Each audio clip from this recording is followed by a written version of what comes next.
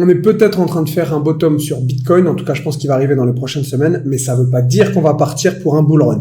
Là il faut bien distinguer les deux. Je savais pas trop quoi faire comme vidéo, j'étais sur Twitter et j'ai vu pas mal d'analyses inquiétantes en disant que comme en gros on lâchait près de 70%, ce qui avait été le cas dans les dernières grosses phases de consolidation, en gros on va repartir toute balle haussière dans un marché bull, clairement le bull market, et en admettant que ça arrive, je vous rassure ça va quand même mettre du temps, donc aujourd'hui c'est une petite vidéo de mise en garde, c'est parti. Allez rapidement.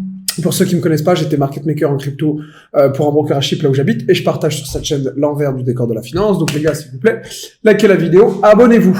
Allez, rapidement, pardon, donc Bitcoin, bon pas grande nouveauté au niveau des prix, je vais quand même vous montrer, je vais supprimer ça.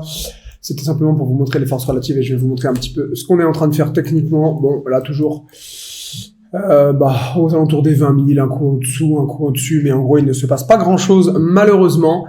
Donc la question, c'est de dire, est-ce que si on trouve un bottom, en gros, on va repartir toute balle haussière? Non, on va pas, sans doute pas faire ça. Si jamais on trouve un bottom, on va pas repartir comme ça.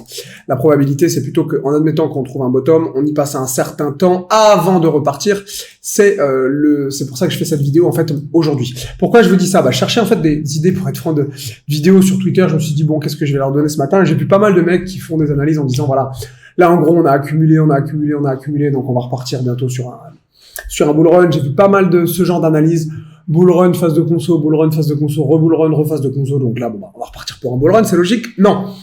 Les gars, à chaque fois, en fait, qu'on a eu des plus bas de marché, la plupart du temps, ça a quand même pris du temps pour consolider. Donc là, une petite, je dirais, mise en garde, entre guillemets.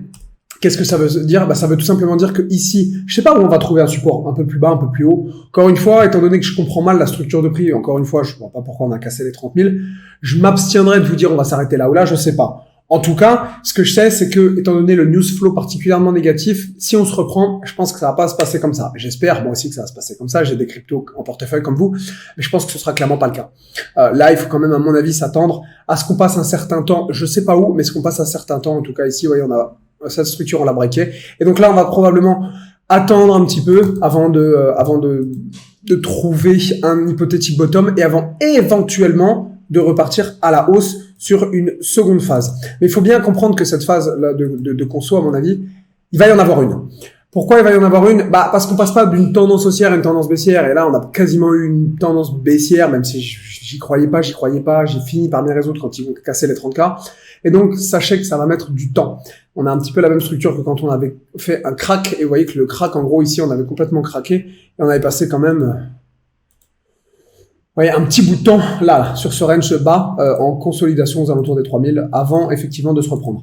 C'est comme ça qu'il faut voir le marché. Je pense que c'est ce qu'on avait fait aussi ici. Vous voyez, on avait eu une belle phase baissière et là, on avait consolidé un petit paquet de temps avant de repartir. Je pense typiquement que c'est ce qu'ils vont nous faire ici. Encore une fois, je sais pas où sera le range.